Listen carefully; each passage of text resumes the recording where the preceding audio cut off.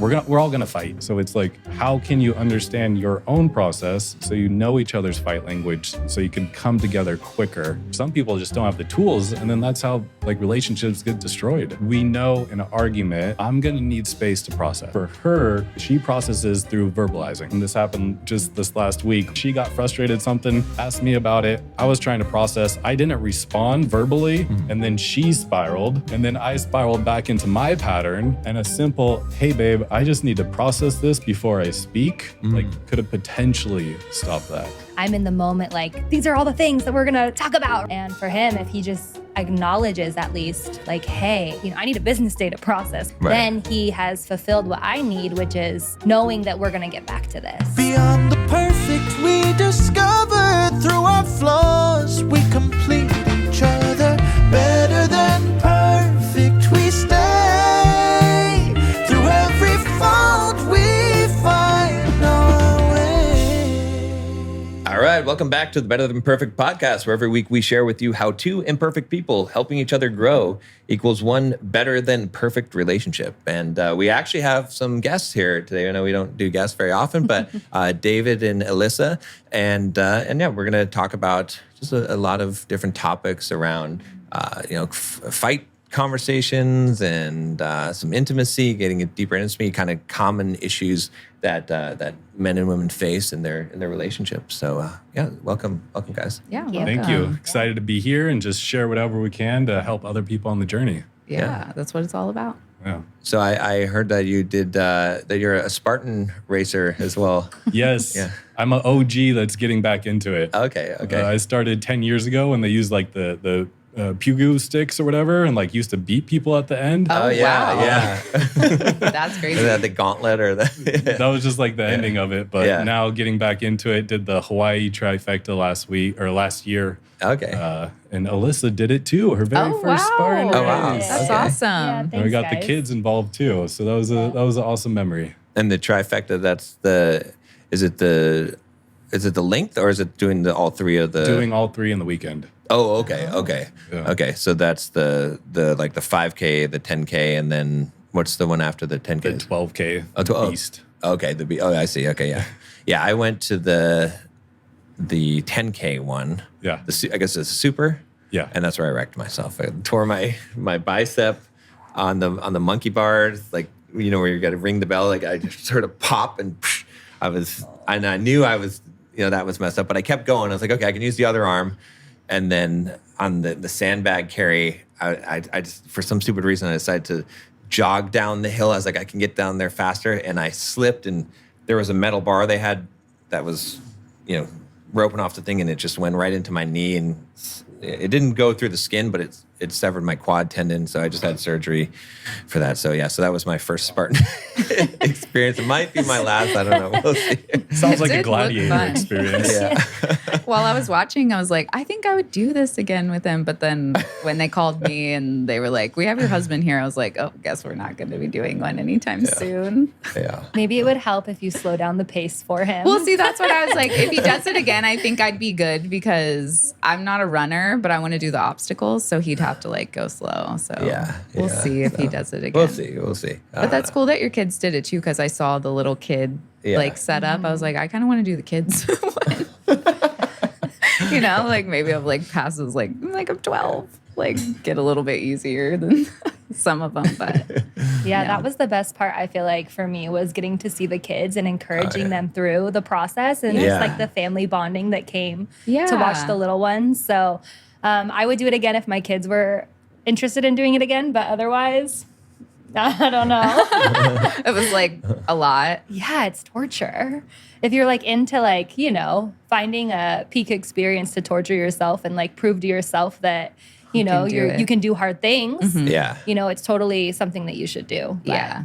Like one and done. I feel like I proved it to myself. Yeah. No, for sure. Because it is a lot. Well, But I especially was doing the watching other trifecta, people. because that's a lot back to back. Yeah. Yeah. I did Yeah, the that's trifecta. next level. She did the one. I did the sprint. The sprint. Okay. Yeah, that's what I would do if Yeah. I would do it. I did the Dopey Challenge one year. Have you heard of that? It's the Disney World. You do a 5K the first day, then the 10K, and then a half marathon, and then a full marathon. It's just back to back. And that was that was a miserable.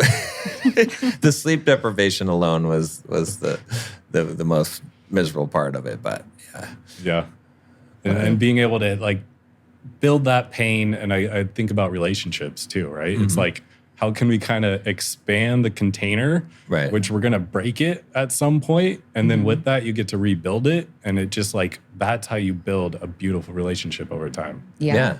Well, let's dig into that. Let's dig into some of the.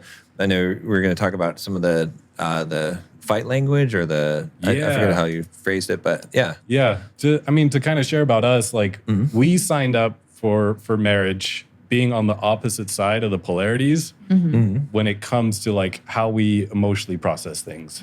Okay. So I grew up in a family of farmers who grew walnuts. And my mom's mom abandoned her when she was young, so her dad raised her. Oh, so this is just to say, like, full love for my mom, but just grew up in a stoic family. Yeah. So, like, showcasing emotion, like, we didn't really do that. Right. She still was affectionate and stuff, and then you grew up in the opposite. Absolutely, yeah. My family was just heightened emotions all the time.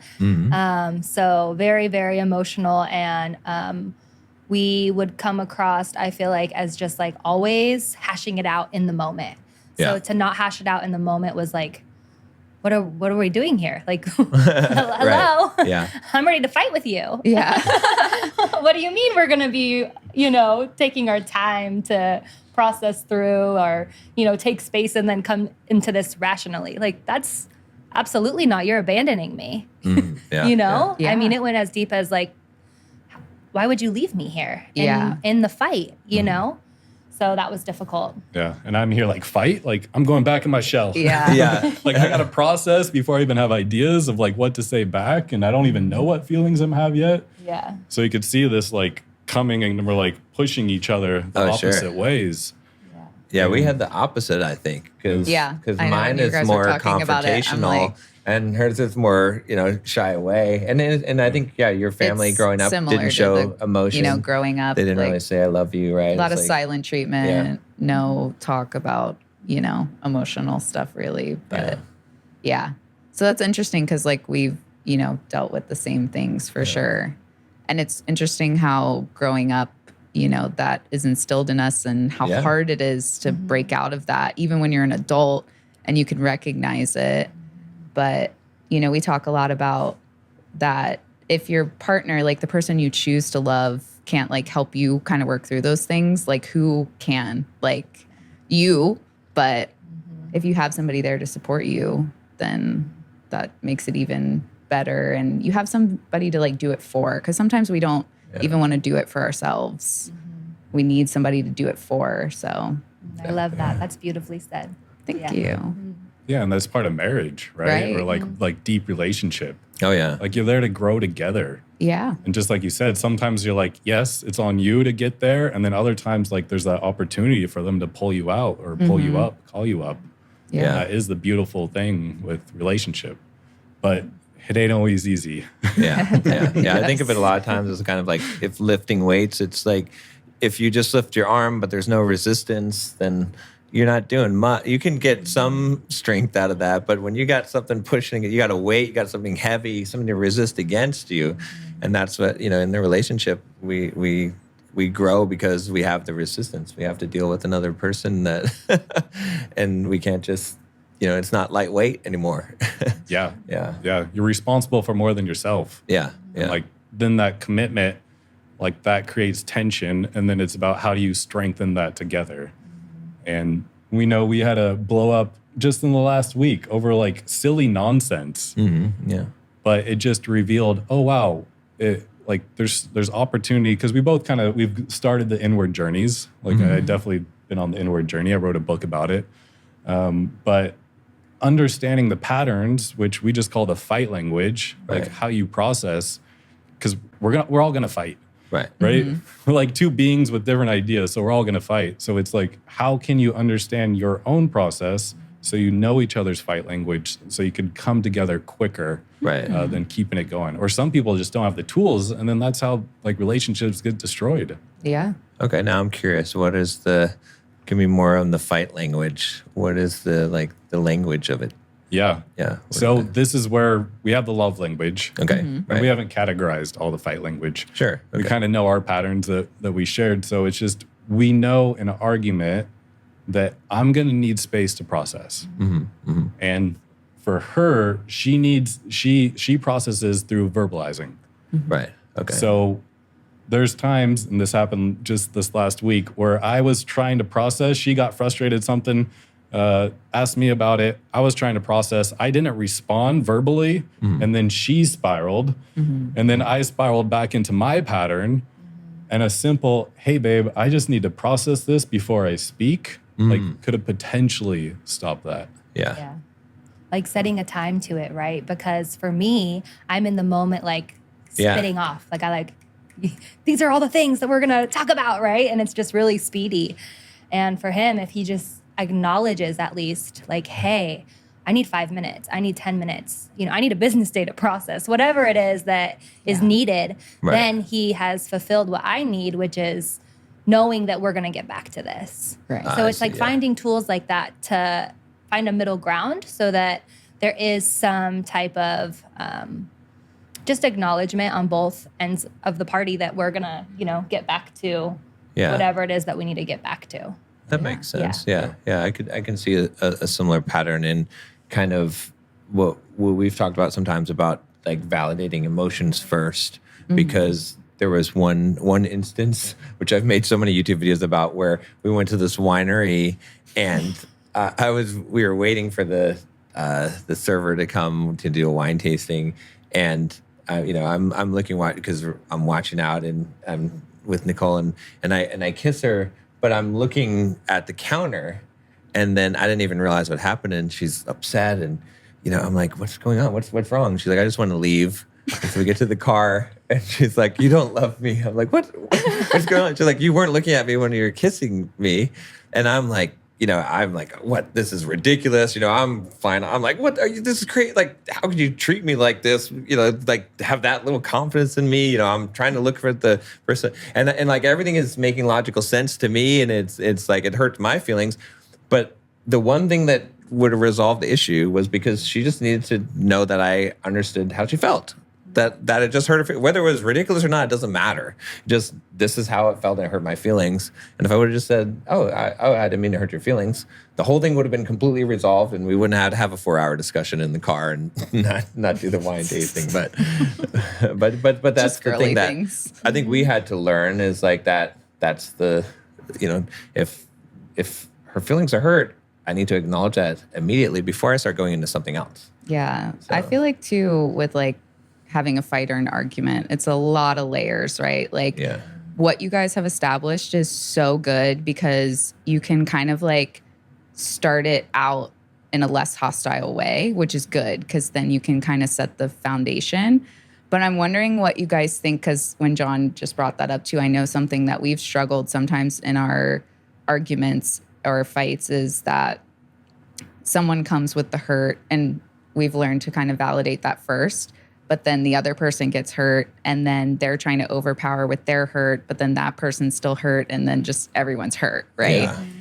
So like that comes to my mind, or like the defensiveness. I know John and I have also been defensive, like in the thick of the argument, and we've kind of had to like face all those different elements of, the argument. Do you feel like when you start it out in a better state that you guys kind of don't run into things like that as much? Or have you figured out ways to also deal with those things too? Or are there other things that you guys run into? Because I know we run into, things like that. Even still, we were talking about in the last episode that, John with his surgery, he was like kind of coming across a lot more angry than he normally was. And he wanted me to just like apologize. But I was like, I can't apologize when you're yelling or like, talking aggressively towards me, because I feel like I'm validating that behavior. So like as soon as you kind of calm down and like acknowledge that, then we can like move past this. So it's like so many different things can get thrown in there, and it can be hard to navigate. Even if you start off like really good, you can kind of derail maybe with some of the other things. Or do you feel like that kind of helps you guys able to like compartmentalize how you're going to handle it and like respect each other's way of handling it, and so you don't run into that stuff as much? I know I just threw a lot.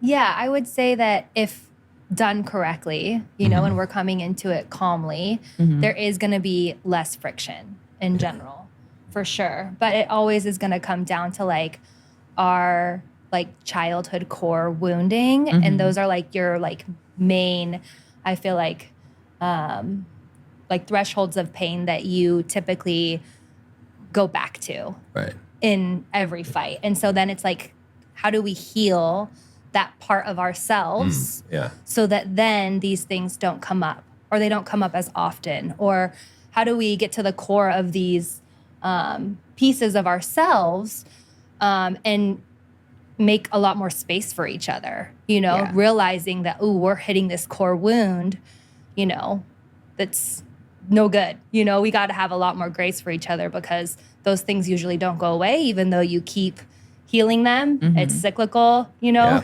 healing isn't linear. So they're going to just keep coming up. Yeah. And I'd add to that and say, we're still human and we have not mastered the process yet. Yeah. So, you know, 7 years married, just about. And it's like the perfect situation would be, you know, that part in you so well that something happens, you get activated, and then you both get heated for a second, let's say hypothetically, and then you look at each other and kind of laugh. Like, wow, that part of me wanted that. Okay. Yeah. That's a good way to do it. Yeah. I like that word grace, though. That's something that's been on my mind a lot this whole year. It's just like having grace being such a powerful just concept of grace for everyone, which is like the opposite of judgment, like non-judgment, saying, okay, everything that comes to me, I've been trying to practice, like, have grace for it, have grace for it, have grace for people. Because I think when you're in that mindset of grace, especially with your partner, then you don't get defensive. You don't, like, you're less likely to get triggered, because it's like, okay, even if they're doing something wrong, I don't have to judge that wrong action. I can, forgive it before it has even occurred. Yeah. And even on yourself too. Yeah. Grace, if there was one, I don't know, solution or pill to give society right now, it'd be grace. Yeah. Yes, 100% agree. Because even what you're talking about before, all relationships know this. There's the male dynamic and the female dynamic. And the male's like, this logically makes no sense. How is this the deal? And she's like, I feel this way. This is, validate my feelings. And some of these things we've realized, is bigger patterns. Yeah. Even, we have 2 daughters. And even the struggle of being a mom, there's so many mothers out there who just don't feel supported. And they even have their, in our case, I was there. I don't go out to the bars every, night or weekend even. So I'm around, but there was still not a level of depth of support that she didn't feel. But every time she talked to other mothers, they were sharing the same things. Yeah. So we've started to realize that, and just in relationship too, there's these deeper patterns that are also bigger than us. It's almost like collective pain. Oh yeah, that's still lingering around. Yeah, that's an interesting one too. With I think the parenting, because I didn't get it for the longest time. That it's the response of, oh no, whatever you want to do, honey, that's fine. You've it's no, that's not the response. It's okay, oh, what's going on with her? Okay, let me see if I can help figure this out. Is really the but it took me a while to really realize, okay, it's not just being there. It's not just saying, okay, whatever resources you need, I'm available for. It's actually saying, okay, I'm actually involved in this decision or this thing that's happening, which is, it's difficult for us as men sometimes to realize that. But I understand the frustration on the female side now. So yeah. I know I got to get hit over the head a couple times before it registers. Yeah, it's true. Yeah. Now, what about we talked a little bit about the building more intimacy in their relationship. I think that's a good topic too. Yeah. So, fight language is one of it, and then love language. But we've also found some practices to deepen that when it comes to, we've both been Breathwork certified. Oh, okay. Awesome. And there's things that I've gone off the deep end in this topic. Jamie Wheel is a mentor, and he talks about how to use ecstatic practices to dislodge stress and have an altered state experience and just kind of, I don't know, anything else you want to add to that? You're explaining it good. All right. Basically, you're playing with fire in one way, but even something as simple as setting, we kind of forget about ritual. Right. And even like when it comes to sensuality, like setting a ritual before you connect, because we all in modern day, like so stressed and so much like we have our emotional stuff we're holding on to. So one tool like we found really powerful is if we have extra time, we don't always have time with kids. But like even before you get intimate, you can create a ritual of spending like 3 to 5 minutes and just doing deep breathing together. There's a process of just full exhale, kind of a half exhale, or a full inhale, half exhale. Do that to like 30, 50 times. And then do like 2, like hold your breath all the way, release, hold your breath again, release, and then hold it. And you're going to be lightheaded and dizzy. You're getting the CO2 buildup, right? Yeah. Kind of like Wim Hof, if you ever done Wim Hof. Yeah. But we found it releases energy like from your body. It centers you. And then sometimes you could kind of even like tap into each other. Okay. So it's just this way of like clearing out and reconnecting, which builds the foundation to like have that deeper emotional connection. I see. Okay. You kind of get that like, almost like the holotropic breathing where you get in an altered state. Like, yeah. So that's like the baseline kind of like pre-intimacy. If you want a wild experience, then you can do rounds of that. So you could do a full round, and you kind of think about it like building up tension. So do a round of breath work and then a round of body work, like literally just massage. Okay. And then you take a break, and then you do another round of breath work if you're trying to go really deep and have the altered state experience. And then you just play with each other. You stimulate each other with not trying to get anywhere. Right. Yeah. And then another round of breath work, and then you do the thing. Yeah. But you're also not trying to like immediately get somewhere. Right. Yeah. More tantric type of. Yeah. Yeah. Exactly. Yeah. And then the final blast off for the crazy ones is another round of breath work, but one person does it and the other person tries to get them off. Oh, I see. Well, they're just in the altered state, kind of like. Interesting. Oh, that's So you're raising energy. You kind of see. Yeah. And then you can do things like add CBD, because that just like helps the endocannabinoid system. Yeah. Or nitric oxide. So like beet juice or something that increase blood flow. Right. Okay. And then if you're really spicy, maybe THC, or if you're open to it, like MDMA or something like that. And what we found, like when it comes to relationships, sometimes people get in the lens of, if we'll save intimacy for when they show up, right? Maybe this is more from the female perspective, right? Of like, we'll use this as what's the like word? a tool or something, Yeah, like to or get like what barter. you want. Like when he washes the dishes, then he'll get laid, Yeah. And like I learned this from Jamie Wheel, who's like, no, like this orgasmic state that we get is like almost in our neurophysiology, like almost like an MDMA. Right. So you're releasing so much stress and getting so much endorphins that this practice that we described, like the full length, like if we're really stressed out or we've just had a really hard moment, we know we'll be back in baseline like the next morning. Exactly. Yeah. See, that's awesome. Really good. Yeah. A lot of our kind of practice is some. I mean, we don't do the breath work, although we're gonna have to try that for sure. Yeah. But we create a very long experience that I feel like builds more intimacy. It's not that I'd ever experienced before, but like our experience is very, we take our time, very slow, very long, drawn out. And I think that just enhances it. It is that kind of energy building, which I think so many people miss out on because they're just like, okay, get the deed done and, or not really viewing it from a spiritual perspective. I think that's the key thing that I have found. Yeah, and it does make you feel more connected to your partner because we've definitely had instances too where we're like, whoa, like I was inside of you and you were inside of me. Like not in just like, the logical sense, but it is like a totally different experience that I don't think a lot of people have ever even experienced. I mean, a lot of times we're like, people aren't doing what we're doing and like we know it. Yeah. But I'm very interested to try like the technique you guys were talking about because you know, we already know what it can do as far as the intimacy and the connection.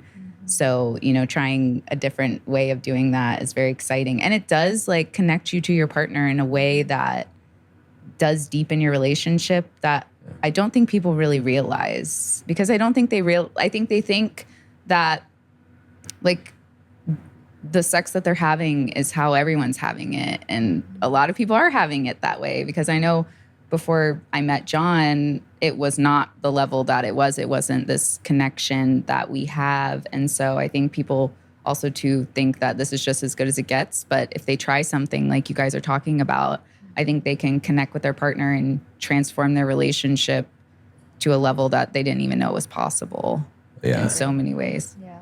Absolutely. And I will say that like what I described when you stack on all the things at once is level 5 rock climbing. Yeah. So this is where like start slow. Start slow. Yeah. Yeah. And like we've created an experience before called the Road to Sacred Union, and it starts with building the foundation. Right. So literally like fight language is one of those, but also your shared values. And then since it's the Road to Sacred Union, like commitment is one of those values too. Yeah. So just establishing that, because when you start stacking breath work plus sexuality and like sexual energy, and then maybe substances on top of that, like there's potential, real potential, not only will you feel the moments where you like merge together and you're one and you're like, what just happened? Did you feel that? Yeah, I felt that. But sometimes like your unconscious stuff is going to come up too. And that could destroy relationships if they don't have that foundation, safe space together, and like maybe worked with a therapist or at least done some inner work. Because some memory could pop up and you'd be like, what is this? And you're just accessing deeper parts of yourself, but also each other. Yeah, that makes a lot of sense. That's a good point. Yeah. You have to have that foundation. So proceed with caution. Anyone listening. In alchemy, they say make hay slowly. So like just play around. Like this is like a pattern and like build up over time. And then when, you know, whoever's listening, when you get that taste of that deeper like intimacy, you're like, whoa, this is a whole new world. We didn't even know was here. And you're both like, you know, big eyes looking at each other like, this is awesome. Yeah, that's great. For sure. It's I think it's just like Nicole was saying, I think people just don't even realize that it exists, that it's out there, because I didn't know until we started kind of stumbled on some of these things. But I want to incorporate some of the things that you're talking about too. But we found using CBD or THC, you know, can really enhance the experience. But again, I think it's like using these things in a way to like deepen the intimacy, not just as a, you know, I think sometimes some of the substances are just used to kind of party, and it's like that's not really what we're trying to do. You know, get that communion is more of the idea. So yeah, but I think it is important, like you said, you have to have the foundation too, because even if you're just focused on like the sex part, like you might get there or it might be messier, but it's not even going to feel probably like what we're talking about unless you have those like other parts of your relationship where you feel safe and protected and kind of like free, you know, because you do need that safe space for the intimacy part as well too. So even if you like do the techniques, you want to make sure you focus on like how because like you were talking about like fighting, people think, oh, that's bad. Like, but it does create the intimacy in your relationship, and that's what strengthens it the most. Yeah. And so if you focus on those things that are strengthening your relationship outside the bedroom, and then you add in what you guys are talking about, that's when you can get to this like insane level. But you can't just focus on one, you know, aspect of the bedroom without outside of the bedroom too. So Absolutely. And it's that communication. Like I know that's what's kept us together, because there's been moments where being on the opposite side of how we, you know, the personal patterns and whatever else, it's hard. It's like two jagged rocks being put in a bag and eventually get smoothed out. But being able to have that open, honest communication, which for those dating, like takes time, right, to get to those deeper levels. But then that's where you got to be able to hold the space when you do start to go to the highest highs. I mean, like to be in like love and then like ecstatic state and like all of it together, like that's some of the highest highs there is to explore together. But it comes with that that communication and like being able to stick the landing at the end of the day. Exactly. To your point, so those like when you use substances, like you're playing with fire, right? It's borderline. It is addictive. It's some of the most addictive things, and you're stacking all the addicting things together in some regards. But if you're using it for healing, connection, and like growth, or like community, or like just all those things, like that's when it's like a secret superpower you can pull out when you need to. Yeah. We've actually been talking about that lately. We've talked about how like the substances, they can help you see things that maybe you couldn't see without them, but you have to do the work sober for it to really stick and really get there. Yeah. So like you have this tool that can help you see all these things, but you have to like do the work and really get to that place sober without any of that for it to like stick and become a part of you. Because people get addicted to it because they're like, oh, I can just get to this state by keep taking this, right? Yeah. But they're not doing the work to get there without this substance. So like they just have to keep taking it. They have to keep taking it. And then they can't live without it now. So they got to keep taking it. But they don't know that they can get there if they do the hard stuff, you know, to get to that point that they're trying to take the easy way out. But all the good stuff comes from the hard stuff. Yeah, that's exactly what I share. I created this in-person intensive, and then I turned it into a book, Alchemical Journey. Okay. And it's about exploring peak states of consciousness. Okay. And the whole inward journey mixed in there. But it's exactly that. Like, why do we do this? It's like you can create these peak experiences together on demand, but you do it so you show up more integrated on Monday morning.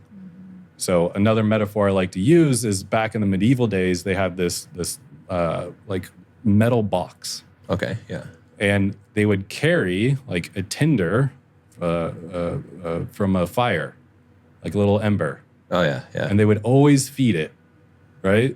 So what you're doing is you're going through, you're creating if it's like an intimate night like this and you plan it out. I'm sure you guys kind of plan it out and you have it like, you know which day it's going to be and you create that space to do it. Then it's like, okay, we're intentionally doing this. We're doing it for growth, healing, and connection. And we're going to touch the sun. We're gonna climb the peak together, right? We're gonna get above the tree line of ordinary life. Then we use substances. We're gonna have a bigger perspective. Then you touch that space where you feel one, or you have the orgasm and you're one with God. And it's like the rays of the sun are like shining down upon you. Yeah. And then you're taking that spark, that flame, and carrying it with you Monday morning. Yeah. And that's where like another word is integration, right? Right. So that's where like doing the work is the real work. And this is what motivates you to keep showing up and doing the work together. Yeah. Yeah, Yeah, that exactly. makes a lot of sense. Yeah. Yeah. It's a metal box so they can start a fire whenever they need. Exactly. Yeah. So it's like when you touch that space. Yeah. And even in relationship, like we became one, then it's like, how can you carry that flame? Yeah. Like what are the little practices daily or weekly that can it do keeps that? feeding that. Yeah, I like that. That's a good analogy. Yeah. What have you guys found as kind of the biggest struggles that you guys have faced that have caused you the most growth in your relationship? What do you think?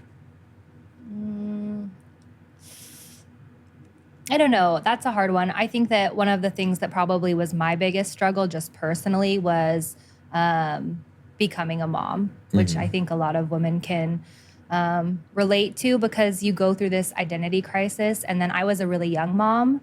So I think I didn't have like the support that I would have loved to have in place with just other friends going through the same thing as me. I feel like a lot of my friends were still just in a party phase, or they were just having fun. We're in San Diego, you know, they're just in a different place that I couldn't be. So I feel like I was trying to figure out myself, right? And going through this identity crisis, and then also trying to juggle these new hats. And then during that time too, you were doing businesses, or, you know, there was just so much going on. It was like everything all at once in the years that I've had kids. So, I would say that probably during those times of just like really needing to find myself again and find my footing and find being a mother and cocooning with babies and all of that, all of motherhood. The beginning, the first like 6 months of each of my babies. Yeah. Yeah. Yeah. And if I could, I mean, just for some context, we all have our 2020 story. But ours was, I decided to go in business all on my own and open a retail store, meditation supply store. I signed the lease January 2020, due to open March 2020. Yeah. We had a 2-year-old. We had a newborn in June 2020. Oh, God. We did some construction in the backyard at the same time. We built a house, not some construction. Oh, Yeah. that is a lot at one time. And then the year before that, I did a mastermind, Aubrey Marcus with Fit for Service. And that basically like, I really pushed the boundaries of like, what do we think about all different things, psychedelics or like open relationship was something that was in that, which I was not trying to do, but she always thought I was. So I was pushing like, where are our boundaries a little bit unconsciously. Yeah. So that was the encapsulation of that year or two. But like to get like the juicy stuff, I know for her, like I shared before, it was like that not feeling that support, and we kept coming to this. Yeah. And she's like, I just need you to show up. And I'm like, I'm showing up in all the ways that I know how to show up. And I don't know, I'm curious to hear more like from your perspective, babe, but we just learned like there's so much shared, like even just being a mother and even like the father role of like there's expectations today, but it's not really like verbalized agreements. Right. And then like society, like we muddied the waters of gender roles and all the things, and everybody's trying to fight for power in different areas or to be seen and heard. So it's just this weird dynamic that plays, and so many people are like used to doing it on their own. Yeah, exactly. Yeah. Yet we're all sharing the same like pain internally. So I'm curious to hear from you. Yeah, I mean, I think that sums it up good. I think I think as far as like motherhood goes, in those like first, like I said, 6 months, you don't have your autonomy. You know, I was nursing, I was just like constantly being touched too by the baby, by, you know, whatever. And it was hard. It was hard to like say, hey, this is what I need. Here's the baby, and give yourself that time. And so you're processing through just like, am I even doing this right or good? You know, postpartum sets in. And then you also have like, no, I am doing this good. And these two very like different things are being told to you in your mind all the time. So yeah, I honestly, I have a really hard time putting it into words exactly what that is like for women. And I think until you're a mom, there's really no way to like fully explain it. Like it's something that's like so beyond even like words. And it's something that truthfully, like my spouse couldn't have been there for me through that because of not being able to like really understand. And they can in some ways by you saying like, this is the list of the things that I need you to do. Yeah. Right? Like I need you to do X, Y, and Z. But then at the same time, you're like, I don't even have the energy to give you a list of X, Y, and Z. I need you to just take initiative. Yeah. Right? And so I think a lot of women can relate to like, no, I just want you to do the thing. But they're like, no, I can't do the thing unless you give me a list. And you're like, I can't give you a list. Like you just need to do it. And so there's this like super friction for sure. where it's like, I don't know. I don't have the words for you. Like this is what I want, but I don't know. Yeah, I can't put it into words. Yeah. We're guys, so we're like, just tell us what to do. Like, I grew up like my brother was a half brother and he was 10 years older. So there was no kids. I was the youngest in the family. Like I don't have these instincts that you have. But coming back, like you're in the trenches. Yeah. And that's another time like you're in the trenches and like the cracks are gonna be exposed. Yeah. So like we were talking about before, like grace. Like for anybody who's like close to becoming a parent, like we have such high expectations nowadays. Like we're just gonna have the kid and bounce back and do all the things and be awesome. Right. Whereas like, wait, slow down and like know you're going to be in the fire together. Yeah. And the cracks are going to come out. And it's like that Japanese, ceramic that you, Ikega, or I don't know how to pronounce it, that you glue it back together and it'll be stronger. Yeah. But so much grace for that time period. Like if you can practice that, like that can alleviate a lot of the extra tension and struggle that you go through. Yeah. Yeah. I think a lot of people think that their relationship's supposed to be, well, I mean, that's kind of why we made the podcast too. It's supposed to be perfect. But that Ikaga or whatever is it, the idea is like it's better than perfect is because the purpose of the relationship is to grow you, to grow each other. And it's because of that friction that produces growth that you couldn't achieve on your own. And so, but that's been, so it's like, I'm thankful that every struggle that we've gone through, every time I feel like it was a good outcome. Like I'm glad it happened because it's like it needed to happen because there was something deep. Even we were just talking in the last episode how, when I'm at the 9 out of 10 pain after surgery, it's like, it's bringing out the real me. It's like I had a YouTube video that came out that same day that was who you are on your worst day is who you actually are. And it hit me. I had to hit myself with my own. I was like, with your own wisdom. John, like, but it's true, and it's like, but that brings that out, that pressure, the situation with children, all those things. It brings that out in you so that you can actually work on it. Do the open heart surgery. You got to crack open the rib cage to do the open heart surgery, and that hurts. But that's I just feel like the relationship. I've been thankful that our relationship, everything has resulted in us growing, even if it's been tough to go through the stuff. So. And you can tell that you guys are very solid too. So it's good to see that you guys work through that hard time. That's a lot going on. I haven't had children, but John has a daughter, and becoming a step parent alone, I feel like I'm like, oh my gosh, getting thrown in. She was 10 when we got together. So I didn't get the younger years, but it's been a lot. She's amazing, though. She makes me feel like a real parent, too. But John knows I definitely stress, too, with a lot of the same. Like, I mean, I went from being single, like 20-something-year-old to having a 10-year-old at our house. And I'm like, what do I wear? Like, what do I wear? Like, I can't wear the same stuff, and I don't really want to because I'm like, I have a different role now, but also like, where's Nicole and this new role? Like, where are we merging? Because sometimes you're like, I want to go back to that time. I know how to be that person.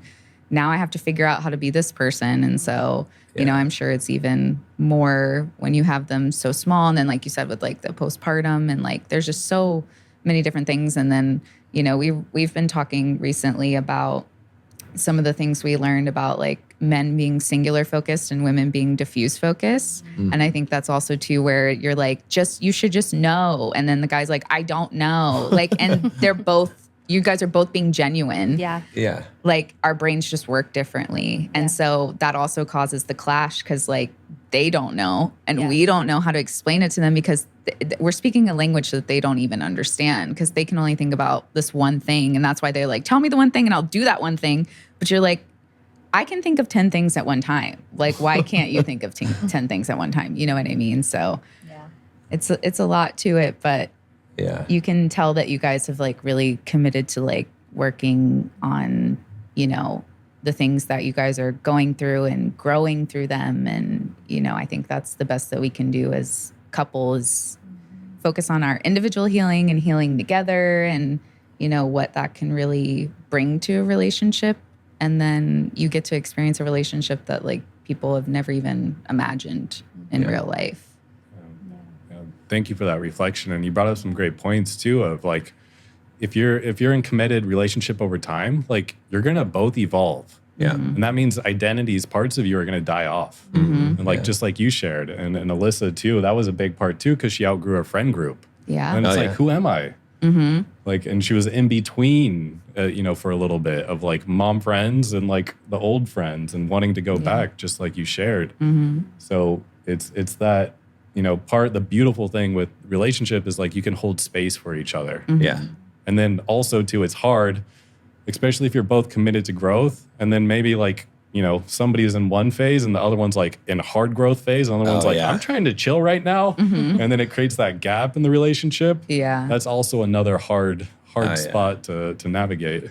Yeah, we went through that some because after, like, I had a hard period because I got divorced right after, before we got married, and it was like I had a complete identity crisis of my whole life changing, and I was just in a bad place for a long time. And then at first Nicole was in a bad place, but then I'm in a bad place, and now I'm bringing her down, and I'm like, oh God, I'm bringing her down now. And it just, it's tough. But, you know, she came through for me, and when she's had the hard times, I've come through. It seems that they get spaced out, so it's, you know, they're not usually happening quite at the same time, which is helpful. But yeah. Yeah, I got the visual of like a rock climber, right? Like one person's belaying, has the rope, and you're like pulling the other one up, and you like go through life and switch through those. Yeah. Yeah. That's true.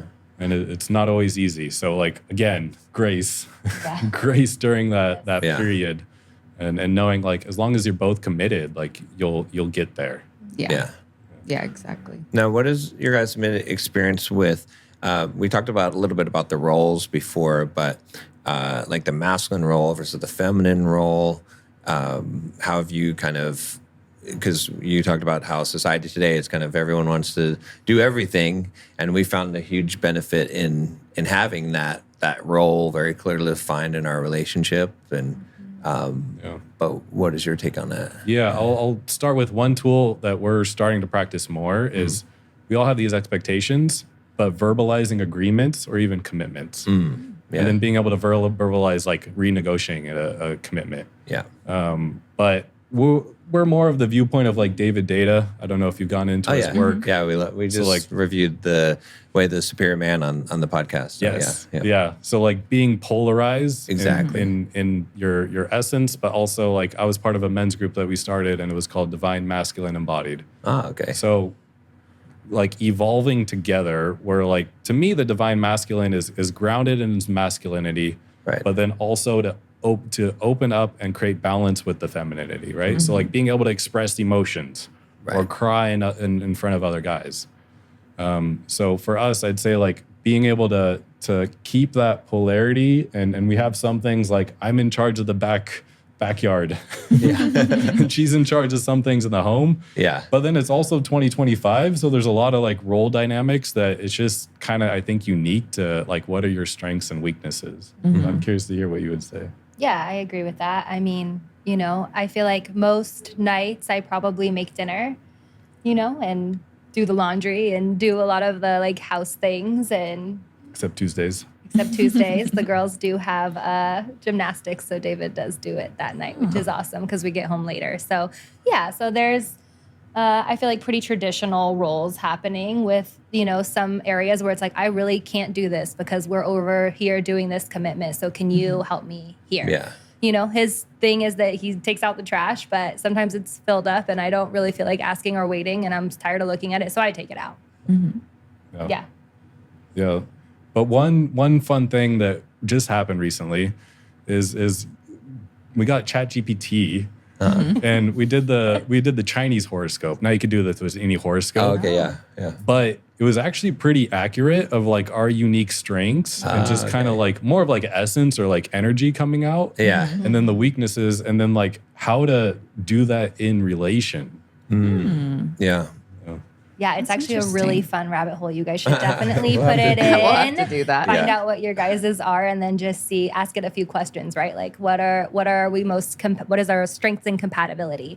What are the things that are going to be our struggles? How can we create tools to get through those struggles? Okay. What would that look like on a weekly basis? Like, get really practical with it. Yeah. And it was kind of fun, some of the stuff that would come up. Yeah, that's cool. That's interesting. Yeah, I never even thought to do that. Yeah, we've been using ChatGPT a lot. It's been my best friend for. Yes, it's really smart. Yeah. So I'd say it's a mix of like female-male dynamics, and then also your unique strengths, and weaknesses, and like being able to juggle those together, is like where you could start to find a real sweet spot. Yeah, we call what we talk about the modern traditional relationship, basically being that like it's like I don't think it's as important so much as who cooks dinner or cleans the house. I mean, but more so the masculine role showing up, more of the spiritual like leader of the house, and the feminine being in the feminine role of the nurturing and supporting. And I find that I support Nicole best by making decisions, by being emotionally creating emotional safe space for her, and she supports me best by lifting me up, making me feel like a big strong man, and the type of thing that I can take on the whole world if I have her love and her sex. Like that fuels me, and I don't need her to do like, oh, yeah, if she cooks dinner, those are great. Those are, I appreciate those things, but it's I think that's why we kind of use the term modern traditional, because it's, in the old traditional relationship, it was, okay, well, the woman had to find a man who made money because she couldn't make money on her own. So then she had to go take care of all the house and stuff and listen to what he says, because she'll be on the street with nothing if she doesn't listen to his commands, And that was kind of the traditional relationship, but it wasn't a voluntary thing. Whereas today, a woman can get a job, she can do whatever she wants to do. So if she trusts a man's leadership, he must really be a leader, because she doesn't need the leadership, but she accepts it. And so I think that's something that we found has been super powerful in our relationships and in helping other people too, is just discovering that that's because I think a lot of people even today in society, they're like, oh, that's so sexist, the man's the leader, and it's like, but it's not coming from the old place of where it's like repression. It's coming from a new place of trust, of like, I want to like be a servant leader. She wants to have me lead her and to trust me, so that we have this dynamic and these roles where we're interdependent on each other. Yeah. I'm hearing another way to say that is like the masculine holds the vision, Yeah, right, and then creates the structure of like how we're going to get there, and then that structure allows the feminine to like be flowy, Right. exactly. but she has to have that safe space to do that, Right. and then that's where the beautiful dance gets to like go towards, like, we're going to go towards this thing, babe, all right. And then you get to play to get there. Yeah, I and think it also creates oneness Yeah. more, because I've been in relationships before, John, and it just felt like two individuals living together or, hanging out. Whereas like if I rely on him for some things and he relies on me for some things, it's more of like that partnership, that oneness, like we create a unit rather than two separate units. Yeah, absolutely. And so, you also appreciate and respect each other in a different way when you rely on them for that thing that you're kind of giving them, and taking off because like you said, everyone today can be their own individual, can live on their own, can survive. So now it comes from a place of like, I want you to help me and me to help you, and relying on each other, and, that sort of aspect, which I think also creates deeper, more meaningful relationships as well. Yeah. And I like what you said about in the men's group. I think that's important too. And even the like crying in front of other men. I think that's the place. What I've found is that to have that's a place where men show their quote weakness is in this group of other men, not in front of your woman. And not that you can't cry in front of her, but the weakness, that the doubt, the insecurities that we have as men. As women, when they hear the insecurities of a man, it makes them scared because the like, safety is I have threatened. to be the leader now. Yeah. But we got to have men that we can be like, man, I don't know what I'm doing. Oh God, I screwed up. But like, I don't know what to do next. To be able to say those things and to be real with other men. Because I think, again, in the old traditional masculinity, it was like, oh yeah, you got to be, macho man all the time in front of men, in front of women. But you're not really doing any kind of deep work when you're doing that. You're not really growing your, doing the inner work. So Yeah, 100%. I know from my own experience, my own story, I resonated with like the lone wolf. And I think there's a lot of guys too, either that or the stoic strong man, right? I'm just going to hold on to all the things. But the men's group and we like started doing it on a quarterly basis was like such a big part of my own evolution. Yeah. Because like to a point, like men heal men and women heal women in certain regards. Yeah. And like, we need that space. We need that space where like, oh, wait, I can, like you said, I can be weak. I can like show tears, or wait, if I'm actually, and even to like reframe that, like, is that weakness or is that just being vulnerable as a human? Right, exactly. Right. Yeah. And then you do that around other guys. I know for myself, when I did this mastermind, it was at Kyle Kingsbury, this 6 foot, like 2 or 3, like 3 or 4, whatever, fighter, jacked dude. Up on stage, and he's up there talking, and it's like the first talk, and he like starts bringing up his family and starts crying. Yeah. And you could just see all the guys. I was new to that kind of thing. So like all the guys in the like, is he okay? Like, do we do something? Yeah. But especially as a guy, because I could only speak from my own perspective, like there's such a depth of freedom you can start to get to when you can just like learn to release and like just take off the mask. Yeah. I mean, that's really what you're doing in a men's group, right? Right. Taking off the mask, like you said, and then being like, yeah, this is all parts of me, which there's certain parts that the feminine isn't going to want to see. They're like, go do that with a man. Like, right. Exactly. go work on your weaknesses with other guys. Like, I'm not here for that. I'm not here to push you on that level. Yeah. So yeah, it's a really important process. We even found as we were married with kids, like it's so easy to get stuck in, no, we got to be there with the kid all the time. Versus you got to take space for yourself and like have space with like me with the men's group and her with her lady friends. Girlfriends. Yeah. Divine feminine embodied. Her, women's group. As well as like as a couple too. Because otherwise you just get sucked into old patterns and too busy and like then you don't create that space to do that deeper work that's going to strengthen your relationship. Yeah, recharges, right? And I mean, this even goes back to like being in motherhood and going back to that topic. You realize like, oh, wow, like I haven't taken any time for myself. Yeah.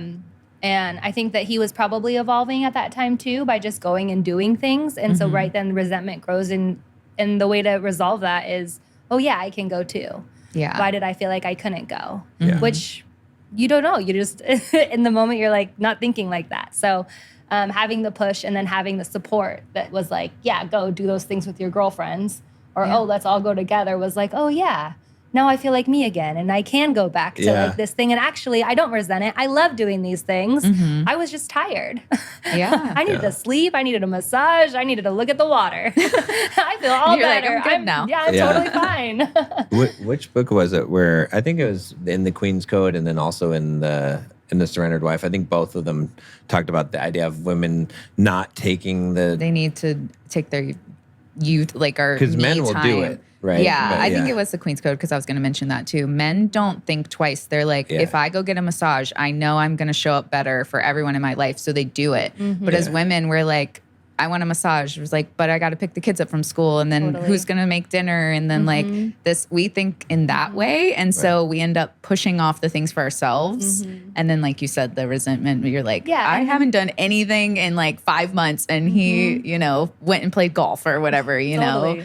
But so yeah, kind of like getting in that habit of taking the you time so that you can recharge. But it's a lot too when you're a mom because I feel like you get the mom guilt too. You're like, oh, like it's a lot of layers. But we should take a note from the men's book where they're like, if I do this, I'll show up better because like you said, sometimes all you need is a massage and to stir up some water and you're like, I'm great. I could handle whatever now. Yeah. It's the glass half empty, right? And you're just like giving from it all the time as opposed to filling it up, which is just like one of the best visuals always because it comes up all the time. But it's true. And all the moms I talk to do get a lot of mom guilt or they feel like even shame about leaving. So just putting that on the back burner and knowing, no, like this is a priority. This is going to make my life run smoothly. And it's like the underlying theme has been growth, right? So like the formula for growth is stress plus rest. So thinking about yourself, thinking about as a couple, thinking about just like periods of life, like how do you create that rest and recovery and what does that look like for you? So I'm forced into it now. I was on day 63 of 75 hard. I was like, there's no way I'm going to fail 75 hard. And There you go. and now I'm every day I'm used to working out, running marathons, and I've been sitting for a month now, but it's been a good thing for me though to have to actually rest. Yeah. So, but it's all happens for a reason. Yeah. Yeah, and that's just an important thing, like within yourself. We talked a lot about masculine, feminine, and then it's like, how do you create that internal balance? Yeah. Right. So like for you, it's like a beautiful, like, oh, okay, I'm being asked to just be a little bit more. Yeah. Like this is hard. Yeah. Yeah. That's why like at our men's group, like there's a lot of space. Yeah. And like guys were so used to do. They get there like, we're just hanging out with nothing to do for a little bit. Like, exactly. Yeah. Like whoever's listening, like where do you lean? Is it more into doing or being, right? Is it like, are you a type A achiever or are you a flow junkie, which is another way to say it? Like, are you always going for that next goal? Or are you like, I'm going to just totally go with the flow? Yeah. And then how can you have that awareness to create that balance? Because then that's when you hit the sweet spot. Like when you get in the middle, like that's when life feels like flow and you are in the zone and really enjoying it, even as a couple. Because you can acknowledge like, oh, wow, I need a break. I need to go get away. Or like, oh, if you're on the other end, I've been to being, I need to go take some action to create the life or the relationship I want. I need to take action to have that hard conversation that I've been putting off, that thing that's been bugging me or whatever the thing is. And then that's when you really get into the sweet spot. Yeah. Definitely. Yeah. That's good. Yeah, I definitely am the action too far on that end, but I'm learning. It's good. But yeah, the ego has to dissolve a little bit too. I identify myself so much with my accomplishments and what I can do. And so when you can't do something, then it's, you got to learn to figure out who you really are. Yeah. So, yeah. That's true. Yeah. All right. Well, yeah, I think we're just about out of time here. But yeah, it's great having you guys on the show. And thank you so much. Great, some great wisdom. And one more time, website and the book for. Yes, I wrote The Alchemical Journey, The Ultimate Quest for Inner Gold. You could find that on Amazon, and my personal website is davidggilbert.com. Excellent. Yeah, and I'll put that in now that we have a website. I just flow coded a website with ChatGPT and took all our episodes and put it on there. So I'll put that into the show notes. And yeah, so and if you enjoy the podcast, share it with a friend and leave us a review. And we'll see you guys next week. Through every fall.